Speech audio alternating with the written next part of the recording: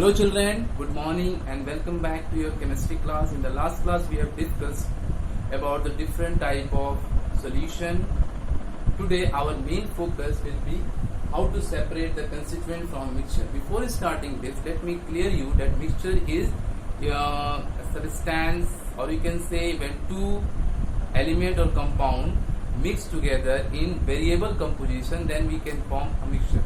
Mixture may be homogeneous or heterogeneous. Homogeneous mixture means when the composition is uniformly distributed among the mixture, then it is homogeneous mixture. For example, salt plus water, salt is solute here, water is solvent here. So when the composition is uniformly distributed, then such type of mixture is called homogeneous. But there are certain examples of heterogeneous mixture are also there. Heterogeneous mixture means what? The mixture in which the composition is not uniformly distributed and there is separate boundary exists between solvent and solute. So easily the solute are visible and easily we can recognize that which type of solute is there in that mixture. Clear? So today we will learn how to separate the different components which are present in that particular mixture. First we will start with separating the constituent from heterogeneous mixture. Listen dear children, that what are the techniques which are responsible, or you can say what are the techniques that works behind the separation of constituent.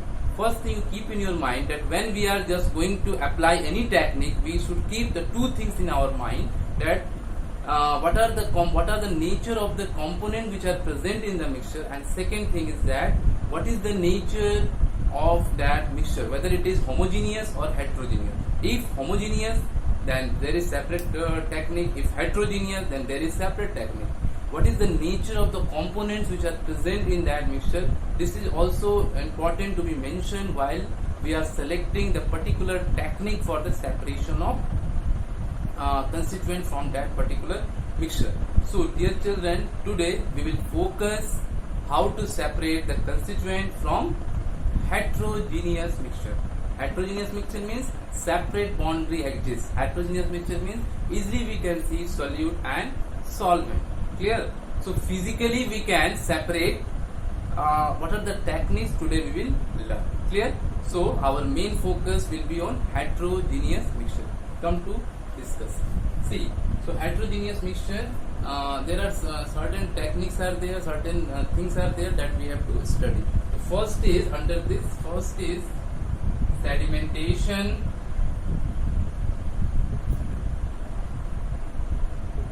followed by filtration. What is this? Dear children, if you take some suspension, sand plus water, suppose you take one glass water and sand, dissolve some sand to it. Stir it properly with glass rod. Properly you stir it. Properly stirring is very important. When you stir, after that, when we left, already I have explained to you in suspension, when we left the suspension solution for certain period of time, the solute comes to the bottom because the suspension is highly unstable. So after certain period, you can see that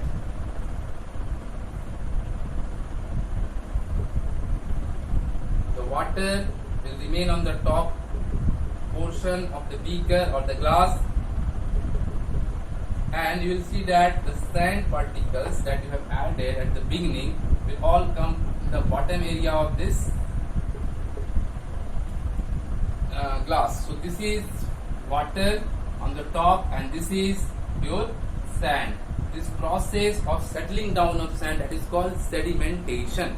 Clear? Now we have to separate, because these two are the component of this sand plus water mixture. So how can we separate? Actually, when we have to decant the liquid.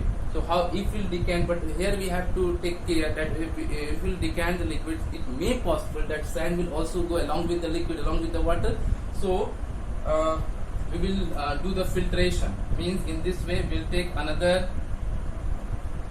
beaker, we will take one filter paper. Generally it is coming in circular just like circle, make it semicircle like this, make it 1/4 like this, and then you take one funnel, glass funnel that is available in the lab. Also you can take. Clear? Now this filter paper you put here only. Inside you can put in the funnel. Clear? Now next step is that now this is your ready for filtration. Now this liquid along with the sand you start decanting in this way.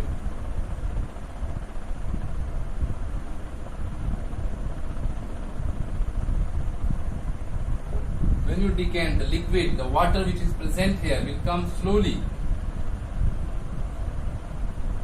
and will pass here in this beaker, another beaker you can say, and the sand which was present here will also come, but actually there is filter paper inside, so it will not able to pass through the filter paper. It will remain here in this filter paper as a residue, and this is as a filtrate. So you can see that with the help of sedimentation and filtration we can easily separate the component of sand plus water. So this is the process called sedimentation followed by filtration. The next process of separation that we have to study, that is magnetic separation. The second process under this magnetic separation. Dear children, one thing I want to mention you, magnetic separation, as the word written magnetic. So whatever the mixture you are going to take for separation under this magnetic separation method, one component must be magnetic in nature. Magnetic in nature means when magnet comes close to such component, this component will be attracted toward this magnet like this. So suppose I am giving an example. Suppose you have one bowl. In this bowl you have the mixture of iron and sulfur powder. Generally sulfur powder, you all are knowing the sulfur powder is yellow color, iron is black color. So if it is present here, sulfur powder is there, iron powder is also there, it is present in they are heterogeneous mixture. So we have to separate. So now if you bring one magnet near the mixture of this iron and sulfur powder, as iron is magnetic in nature, so iron will be attracted by this magnet, and all iron fillings will, or you can say iron powder will be attracted by this magnet. So many times when we repeat the process, means bringing this magnet nearby this mixture, heterogeneous mixture, or whatever the iron powder or fillings are there inside this ball will be attracted, and in this way we can separate the two component iron and sulfur by using magnetic separation method. Clear? Now the next process you can say, that is third process, that is sublimation. Here I want to mention you that what is sublimation. Sublimation is the process by which certain solid substance are there. When you heat, they will directly convert into vapors form without coming to the liquid form, and when we cool, the vapors will again come back to solid form. So there is no concept of liquid in this. So many examples are there. On first chapter, dear children, already I have explained to you, camphor is there, ammonium chloride is there, naphthalene balls are there. So these all are the basic example which undergo sublimation process, and they are regarded as sublimates. So there are certain mixtures are also there. Suppose I have a mixture of ammonium chloride and common salt, NaCl, and if because they are heterogeneous, different textures are there, and I have to separate them. So how can you separate them? We can separate because we are knowing that ammonium chloride is undergoing sublimation process. So we can apply the sublimation process like this. See, you can take the mixture of ammonium, suppose ammonium chloride is there in this bowl, and also sodium chloride is there. So this we are having ammonium chloride, that is NH4Cl, plus sodium chloride, that is common salt. Clear? And we have to do some arrangement. Wire gauze you can take. Here you can take certain source of heat. Okay. Now you take an inverted funnel like this.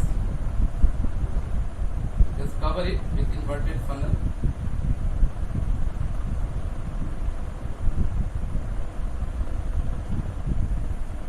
And here you just plug in with cotton.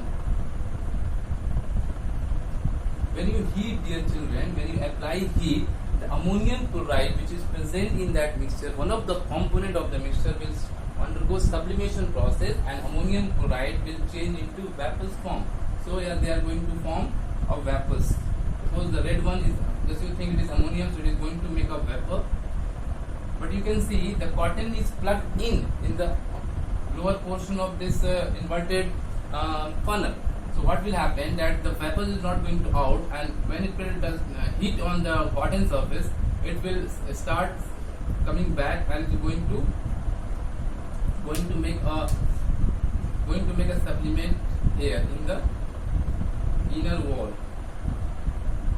Ammonium chloride changing to vapor and unable to go out, so again it's coming back and going to condenses, going to make again changing into solid form. So after, when you repeat this process you will get here ammonium chloride, and after all the ammonium chloride from the mixture is changing in going to upper portion, changing to vapors and releasing out from this bowl, only it remains with the sodium chloride. So you can see this way, so sodium chloride remain in this bowl and ammonium chloride remain in the inner wall of inverted funnel. Clear? So this process is called sublimation process, and is very important way by which we can separate two solids which are out of these, one is undergoing sublimation process. Clear? Now next way that we have to know, that is, suppose come to discuss certain thing or certain cases of the liquid. So the next one, that is, if two miscible liquid, two immiscible liquid, if we have the mixture of two immiscible liquid, dear children, let me clear you what is the meaning of immiscible liquid. You can see that the word is immiscible. Immiscible means the liquid which are not going to mix with each other. Two liquids which are present along with each other but not going to mix with each other, means there is a separate boundary exists between two liquids. Easily we can see that what is the level of first liquid, what is the level of second liquid. So immiscible, the word is immiscible, non-dissolved liquid to each other. Clear? So suppose I am taking example, oil plus water. They both are in liquid form, and when you try to dissolve oil and water, they are not going to dissolve with each other. They are not going to make a homogeneous mixture. They will form heterogeneous mixture. Then how can we separate the different components of two liquids with which are immiscible to each other? We can separate by using separating funnel. What is this? Let me explain you. Dear children, it is just like, suppose it is just like this.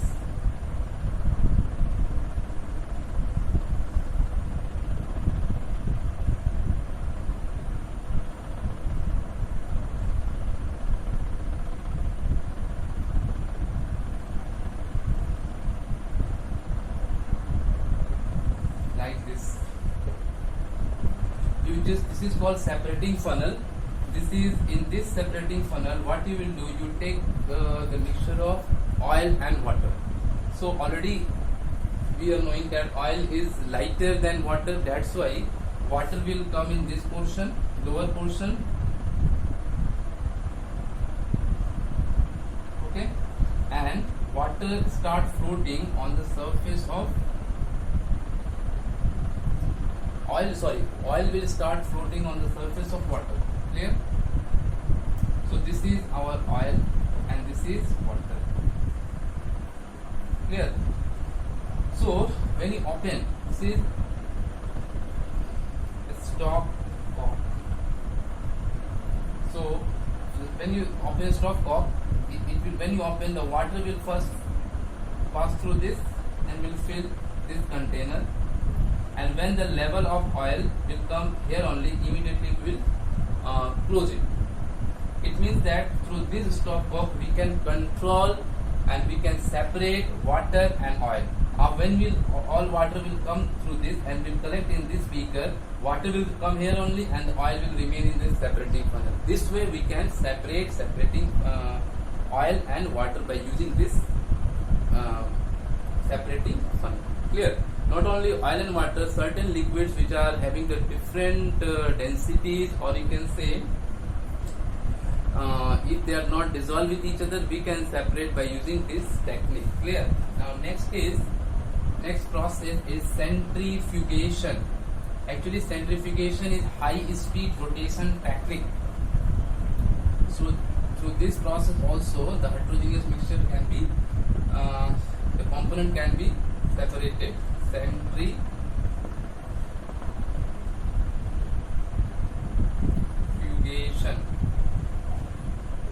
It is high speed rotation technique. Clear?